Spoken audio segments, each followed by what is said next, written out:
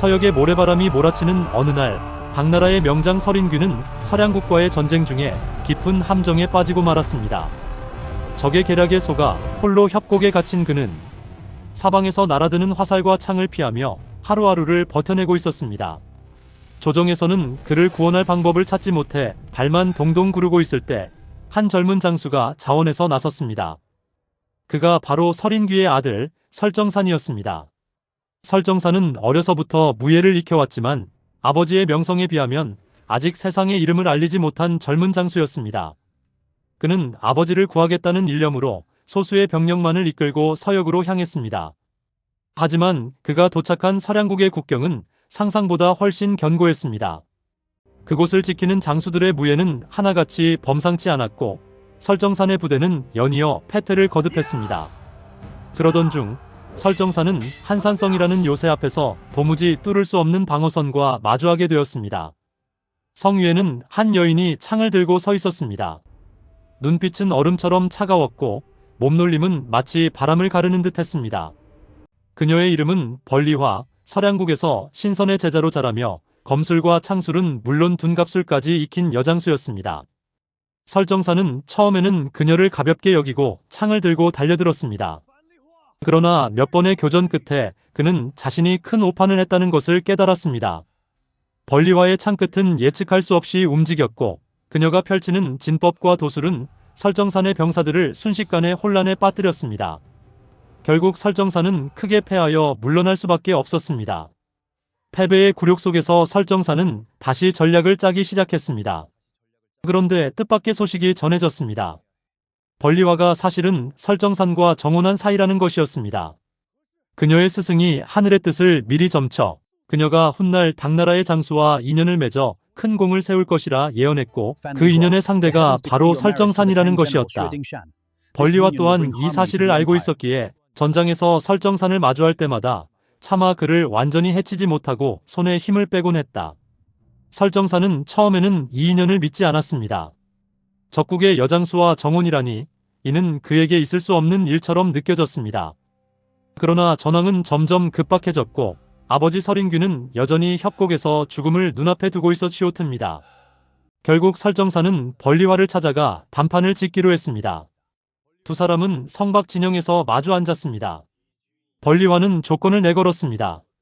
자신과 혼인을 하면 아버지를 구할 방법을 알려주고 서량국의 군대를 물리는데 협력하겠다는 것이었습니다. 설정산은 나라와 아버지를 위한 일이라 여기며 이를 받아들였고 두 사람은 그렇게 혼례를 올렸습니다. 하지만 혼인 후에도 설정산의 마음속에는 여전히 의심과 자존심이 남아있었습니다. 그는 벌리화가 원래 적국의 사람이었다는 사실을 완전히 지우지 못했고 주변 장수들 또한 그녀를 완전히 신뢰하지 못하는 눈치를 보였습니다. 그러던 어느 전투에서 벌리화가 설정산의 명령을 어기고 독자적으로 진을 짜서 큰 승리를 거두는 일이 벌어졌습니다. 설정산은 이를 명령 불복종이라 여기며 크게 분노했고 결국 그녀를 내쫓고 혼인을 파기해버렸습니다. 벌리화는 아무 말 없이 짐을 챙겨 산으로 돌아갔습니다. 그녀는 원망하지 않았습니다. 다만 조용히 자신의 거처로 돌아가 스승 밑에서 다시 수련을 이어갔습니다. 설정산은 그녀가 떠난 뒤에야 전장에서 그녀의 부재를 절실히 느끼기 시작했습니다. 서량국의 다른 장수들이 다시 매서운 반격을 가해왔고 설정산의 군대는 또다시 위기에 몰렸습니다. 결국 설정산은 자존심을 굽히고 다시 벌리화를 찾아갔습니다.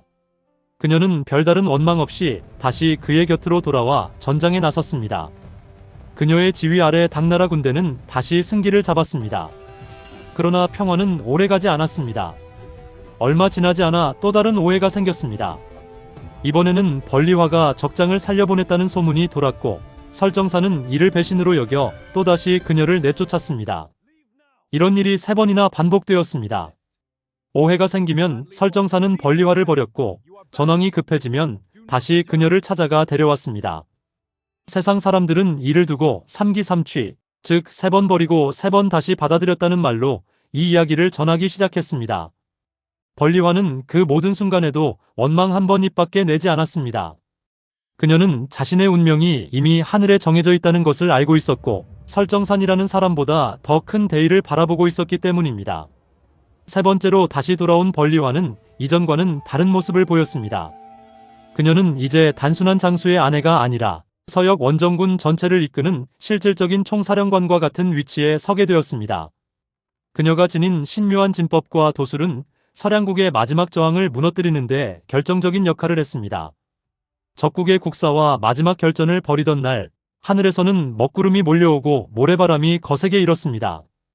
양측의 도사들이 각기 진법을 펼치며 하늘의 기운을 다투었고, 벌리화는 그 한가운데서 자신이 배운 모든 술법을 쏟아부어 마침내 적의 진영을 무너뜨렸습니다. 전투가 끝난 뒤 설정사는 협곡에 갇혀있던 아버지 서린귀를 마침내 구출해냈습니다. 오랜 굶주림과 상처로 쇠약해진 서린귀는 아들의 손을 잡고 눈물을 흘렸습니다. 그는 아들에게 이 모든 승리가 벌리화가 없었다면 불가능했을 것이라 말하며 다시는 그녀를 함부로 대하지 말라고 당부했습니다. 설정사는 그제서야 자신이 그동안 얼마나 편협한 마음으로 그녀를 대했는지를 깨달았습니다. 전쟁이 끝난 후 설정산과 벌리화는 나란히 조정으로 돌아와 큰 공을 인정받았습니다. 벌리화는 여장군으로서 정식으로 봉호를 받았고 이후로도 변방의 여러 전투에서 활약하며 이름을 널리 알렸습니다. 세월이 흘러 사람들은 그녀를 두고 3번 버림받고도 끝내 나라를 구한 여인이라 칭송했습니다.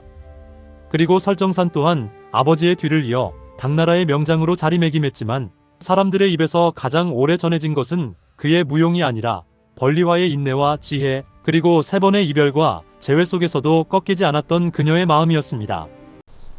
감사합니다. 늘상 건강하세요.